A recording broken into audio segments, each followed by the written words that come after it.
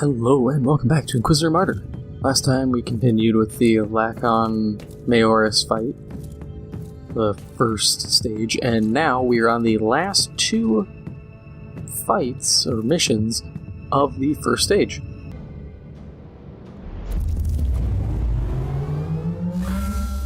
The web of heresy and corruption is spun by powerful beings and perverted minds.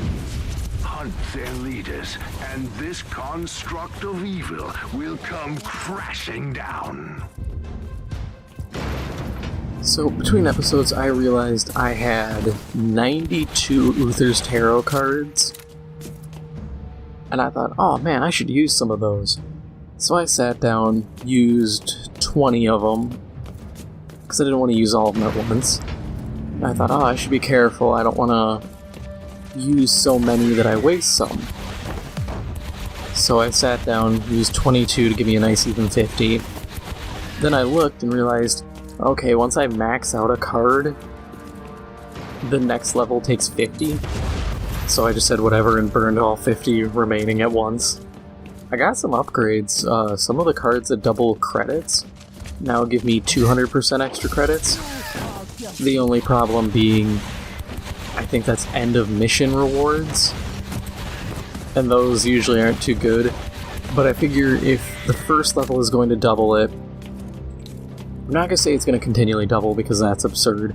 If it gives me 100% per thing, by the time it maxes out, it will be giving me 500% credits, which is pretty great.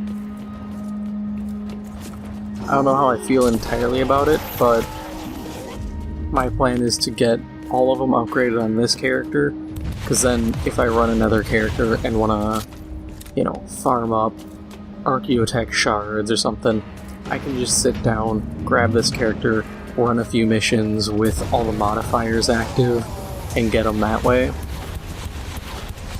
Otherwise I have to sit down and do them on another character and get all the tarots and all that. And that's a lot of work just to redo something that I can already do here.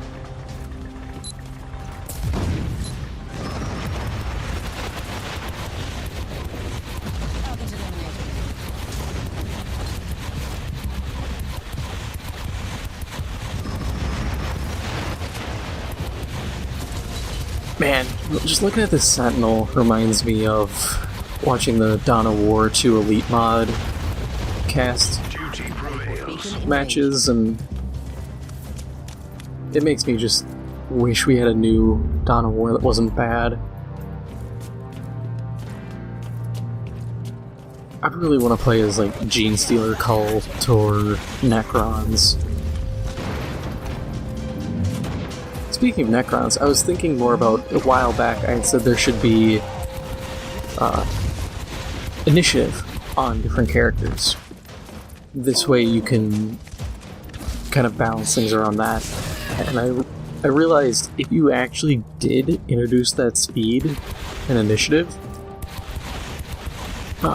you could actually have... I'm trying to think of the way to put it. You could have characters or factions as busted as they used to be.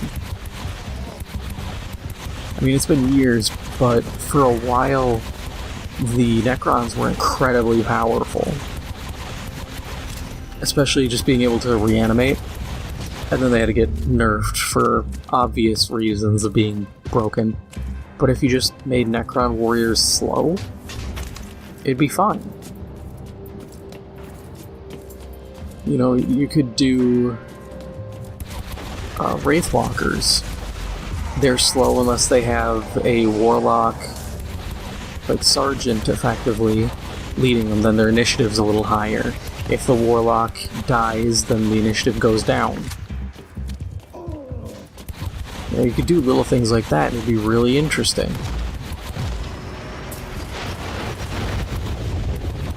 Granted, that Dawn of War 2 also needed more super units. Reloading. Land Raider, Phobos, and all that is cool. But I want to see a Brass Scorpion, or I want to see a Plague Reaper. I would say something for Slanesh, but I don't even think Slanesh has anything. It's like when you look at their Titan equivalents, they haven't had a new model for those in years, decades probably. I've said it before, Korn and Nurgle get all the attention, but then Tzeentch and Slanesh, they're just like, yeah, they have a thing, I guess. The unique vehicle that I remember, or like unique Titan-esque thing that Tzeentch faction, or Tzeentch worshippers for Chaos get, is, I think it's the Silver Tower, and it's supposed to be like these flying arcane towers that shoot flame and magic and all this. But the last time they did a model for them was Warhammer Epic, which is, it's a like Titanicus but way, way older, and the minis are way smaller. At least it seems like they are for their scale. It's really old stuff. And I'm just kind of sitting here looking at it going, come on, G-dubs, make it happen. Or, you know, just give it to Forge World. They do a good job. Just give it to somebody and let them make it. Loading.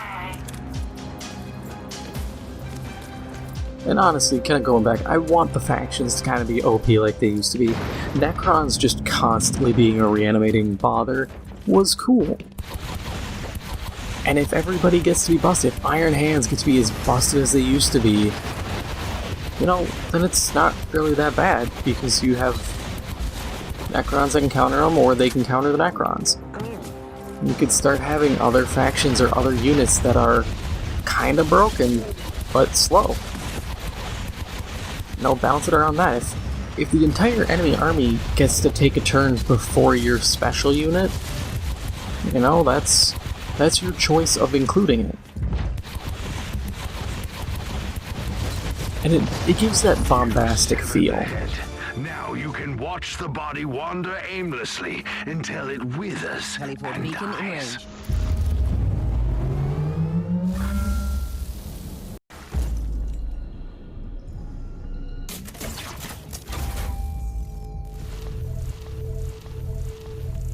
That's actually really useful. Let's quick see, is that actually a usable item for me, or is it trash? Ooh! Didn't see that. It is usable. I lose some HP, which kinda sucks. But I do have a slightly worse chance of adding physical vulnerability on physical skill hit, or physical damage dealt. But, I mean, the poison's redundant. I don't care. It gives me more HP. Yeah, I didn't expect that to be much better.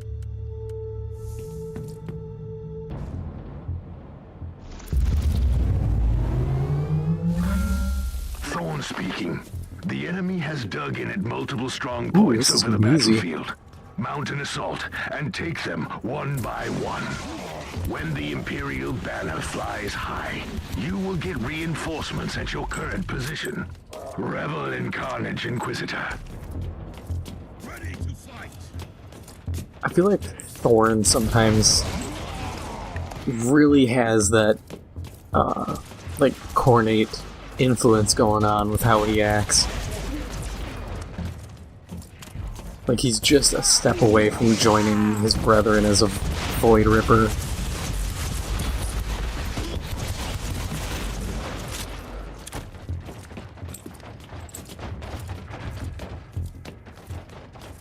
But jumping back to the initiative thing, getting those more bombastic units, I think, would help with modes like Apocalypse. Blessed be the God Emperor. Because Apocalypse is cool, The next one. but the rules, you need to have massive armies for it. And I think that's where the problem kind of comes in. Because I've looked at the rule books and they're like, oh yeah, you can do this. And I'm like, oh cool, I can get this like tank unit. It's like, yeah, you just need 5 Lehman Rust tanks. And I'm like, who the hell has 5 Lehman Rust tanks? I don't just have those sitting around on my shelf. I'm sure some people do.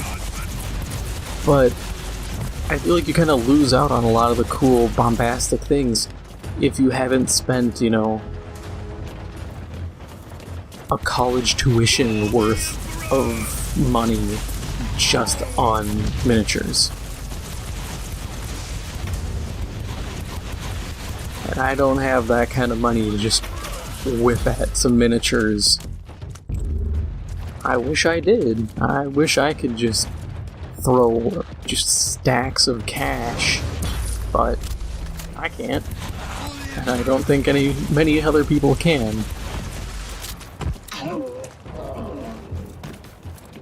Kind of funny thinking about it. There are people who are like, yeah, I spent like $6,000 or like $10,000 on a watch, and I'm just like, I want to get some miniatures. I think this miniature tank would be pretty neato. Spend like $1,000 on one of the fancy Titans. That's like the size of a toddler. I would love to get one of those too, those would be sick. But those, like I said, those things are obscenely expensive. Understandably so, considering the size, but I think most of the cost is sunken into the cost of modeling it. Because I mean, if you had the actual 3D model, you could probably print that pretty cheap. It's going to cost you maybe, it's going to cost you a good amount of money in plastic, but it's not going to be $1,000+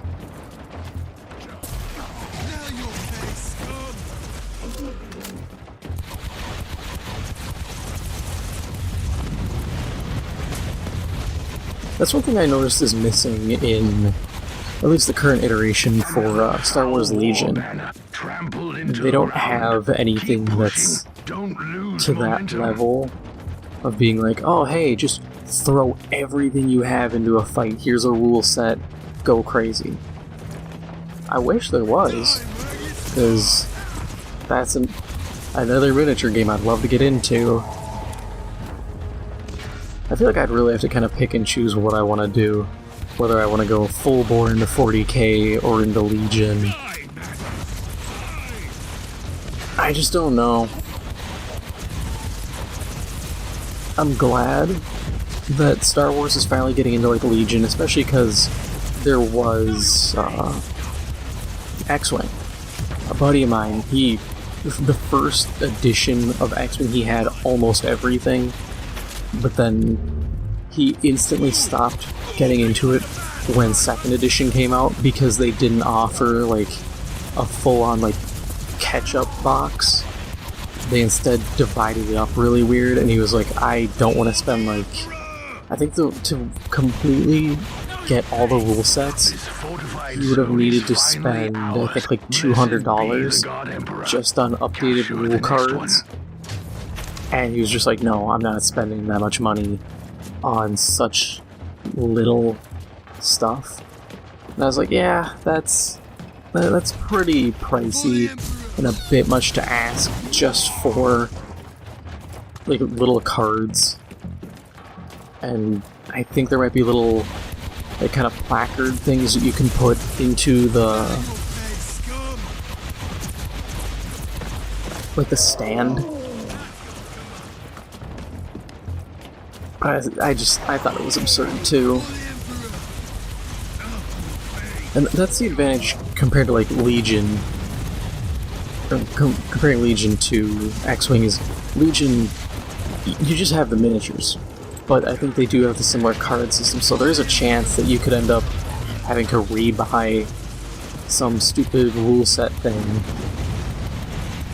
And I mean, the argument can be made, wasn't that the in 40K, you know?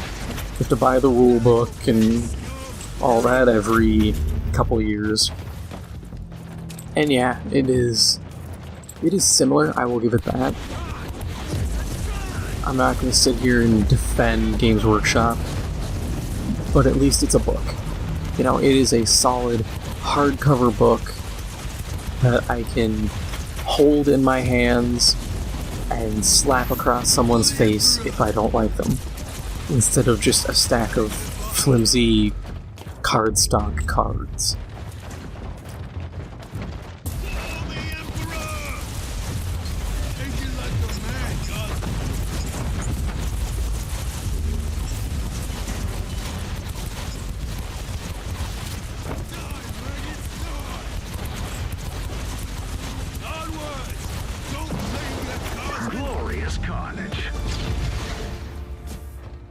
You serve Oh, the yeah, that's Emperor everything. well, Inquisitor.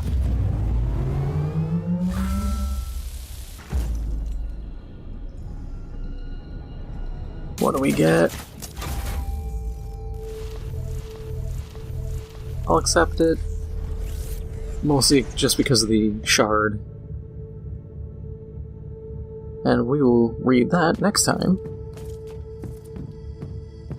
But that is all for now. If you enjoyed this episode, make sure to hit the like button. It helps out the channel a lot. And if you haven't already, make sure to hit the subscribe button. Thank you for watching, and I'll see you in the next one.